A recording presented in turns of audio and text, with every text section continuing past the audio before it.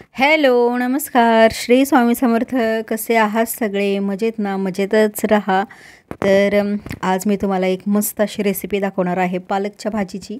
तर आज काही व्लॉग वगैरे नाही आहे. आज मी तुम्हाला फक्त रेसिपी शेअर करणार आहे आणि म्हटले की चला आज फक्त रेसिपी शेअर करूया. तर पालकच्या भाजीची खूप छान अशी रेसिपी आहे आणि तुम्ही त्याला लसूणी पालक किंवा मग काजू पालक असंही म्हणू शकता. कारण ज्यांना पालकची भाजी आवडत नाही आहे, मुलं खात नाही आहेत, तर ते सुद्धा खातील आणि खूप घरच्या साहित्यातून बनते. असं काही त्याला नाही लागत साहित्य. तर आणि एकदम सोपी आहे. तर ती कशी बनवायची आणि त्याच्यासाठी काय काय लागणार आहे ते मी तुम्हाला सांगते. थोडीफार मी तयारी केलेली आहे, ती पण मी तुम्हाला दाखवते. तर इकडे कांदा एक कापून घेतला आहे, बारीक कापला आहे. एक टोमॅटो कापलेला आहे आणि थोडंसं आलं कापून घेतलं आहे आणि लसूण आपल्याला भरपूर लागणार आहे, तोही मी कट करून घेतलेला आहे.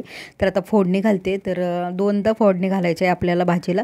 तर अर्धा लसूण मी घातला फोडणीमध्ये आणि अर्धा ठेवलेला आहे शिल्लक. तर आपल्याला या भाजीसाठी लसणाचा वापर भरपूर करायचा आहे. तर लसूण मिनिटभर परतल्यानंतर थोडासा हलका ब्राऊन कलर आला सोनेरी की मग आपल्याला याच्यावरती धुवून एकदम बारीक कट केलेली पालक घालायची आहे आणि ही आता आपल्याला तेलावरती चांगली लसूण आणि तेल त्याच्यावरती आपल्याला चांगली परतून घ्यायची आहे. भाजी अर्धी शिजली तरी चालेल, पूर्ण शिजली तरीसुद्धा चालेल, पण आपल्याला फक्त याच्यातलं थोडंसं पाणी हे करायचं आहे, आटवायचं आहे. आणि पालकच्या भाजीपुरतंच अगदी थोडंसं मीठ घालायचं. जेव्हा भाजी परतून झाल्यानंतर कमी होते तेव्हा मीठ घालायचं आणि अगदीच थोडंसं मीठ घालून घ्यायचं आणि छान भाजी मिक्स करायची आणि स्लो गॅस करून ठेवायची, म्हणजे जेणेकरून त्यातलं पाणी आटेल. तोपर्यंत आपण एक पेस्ट बनवूया. तर इकडे मी मूठभर शेंगदाणे भाजून घेतलेले आहेत आणि त्याचबरोबर एक मूठभर मी काजू घेतलेले आहेत. तर एक 20 ते 25 असतील काजू आणि ते पण मी शेंगदाण्यात घातले. आता याच्यात पाणी घालून आपल्याला छान अशी बारीक पेस्ट करून घ्यायची आहे याची. तर आता भाजी शिजलेली आहे, म्हणजेच भाजीतलं पाणी आटलेलं आहे. पूर्णपणे भाजी नाही शिजलेली, अर्धी शिजलेली. तर आता आपल्याला दुसऱ्यांदा फोडणी घालायची आहे. त्याच्यासाठी मी कढईमधून भाजी काढून घेतली, तेल घातलं. तेल गरम झालं चांगलं की त्याच्यात आपल्याला एक छोटासा चमचा जिरं घालायचं आहे आणि बारीक जे कट करून ठेवलेलं आलं होतं तर ते मी घातलेलं आहे. तर आलं घातलं ना, पहिल्यांदा आलं का घालायचं, तर आलं चांगलं भाजलं गेलं पाहिजे. दाताखाली आलं तर त्याचा कच्चटपणा असा लागला नाही पाहिजे. आणि जो काही लसूण राहिलेला होता कट करून ठेवलेला, तर तो सगळा लसूण घातलेला आहे. तर या रेसिपीमध्ये आपल्याला लसणाचा वापर भरपूर करायचा आहे, म्हणून मी तुम्हाला म्हटलं की तुम्ही याला लसूणी पालक म्हणू शकता.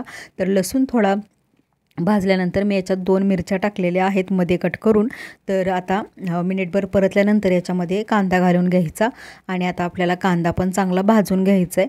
तर करपवायचा वगैरे नाही, तर हलका असा भाजायचा आहे. हलका हलका त्याला कलर यायला लागला की आपल्याला याच्यामध्ये मसाले सुके घालायचे आहेत. तर मी इकडे एक छोटा चमचा धना पावडर घातलेले आहे आणि त्याच चमच्याने मी अर्धा चमचा जिरा पावडर घातली.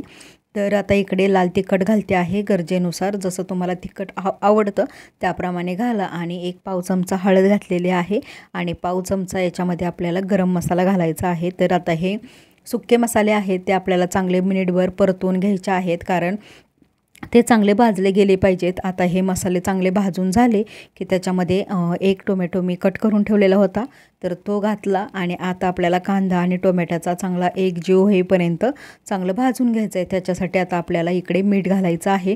आता मी भाजीत फक्त एकदाच मीठ घालत आहे. पहिल्यांदा मी भाजीमध्ये थोडंसं मीठ घातलं आहे आणि आता ही पूर्ण भाजीचं मीठ घातलेलं आहे. तर ते मीठ लक्षात घेऊन आपल्याला इकडे मीठ घालायचं आहे. आता छान हे भाजून घ्यायचं, कारण टोमॅटो आणि कांदा चांगला नरम पडलेला आहे. आता याच्यामध्ये आपल्याला ही पेस्ट घालायची आहे शेंगदाणे आणि काजूची. तर काजू आणि शेंगदाणे पाणी घालून अशी पेस्ट बनवून घ्यायची, दाटसर एकदम पातळ करायची करताना आणि ती ओतून घ्यायची आहे आणि पटकन असं मिक्स करायचं आहे, कारण काजू आणि शेंगदाणे आहेत तर पटकन खाली चिकटतात कढईला. तर चांगलं असं फिरवून घ्यायचं आणि मिक्स करून घ्यायचं. आता इथे तुम्हाला जर पाणी घालायचं असेल तर घालू शकता, नसेल घालायचं तर नाही घातलं तरी चालेल. तर आता थोडंसं तेल सुटलेलं आहे आपल्या ग्रेव्हीला, तर त्याच्यामध्ये आता ही पालकची भाजी घालून घ्यायची आहे आणि छानपैकी असं मिक्स करून घ्यायचं. तर आता इथे मी थोडंसं पाणी घातलेलं होतं, पण ते पूर्णपणे आटलं आहे आणि छान असं ग्रेव्हीला तेल पण सुटलेलं. आता पालकच्या याच्यामध्ये भाजी पण घालून घेतली. आता ही चांगली मिक्स करून घ्यायची. तर तुम्ही भाजी बघू शकता किती सुंदर आणि छान झाले. पण जर का तुम्हाला भाजी अशीच घट्ट ठेवायची असेल तर तुम्ही फक्त एक 5 ते 7 मिनटाची वाफ काढा, तुमची भाजी तयार. पण जर तुम्हाला भाजी पातळ हवी असेल तर तुम्ही इथे थोडंसं पाणी घालू शकता, तरीसुद्धा चालेल. तर आता मी इकडे थोडंसं पाणी घातलं आणि भाजी शिजण्यासाठी ठेवली. तर एक 10 मिनटं मी भाजी शिजवून देणार आणि मग आपली भाजी रेडी झालेली असणार. तर आता इकडे बघा भाजी आपली तयार झाली. तर आता भाजीला एवढा काही कलर येत नाही, पण काश्मीरी मिरची पावडर जर वापरली तुम्ही तर तुमच्या भाजीला कलर येईल. पण भाजी इथे थोडीशी पिवळसर दिसते, पण भाजीला कलर थोडासा आलेला होता, पण इथे दिसत नाही आहे काय माहिती. पण भाजी एक नंबर झाली होती, अप्रतिम झालेली, खूप टेस्टी झालेली भाजी. एकदा नक्की करून बघा, तुम्हाला ही आवडेल.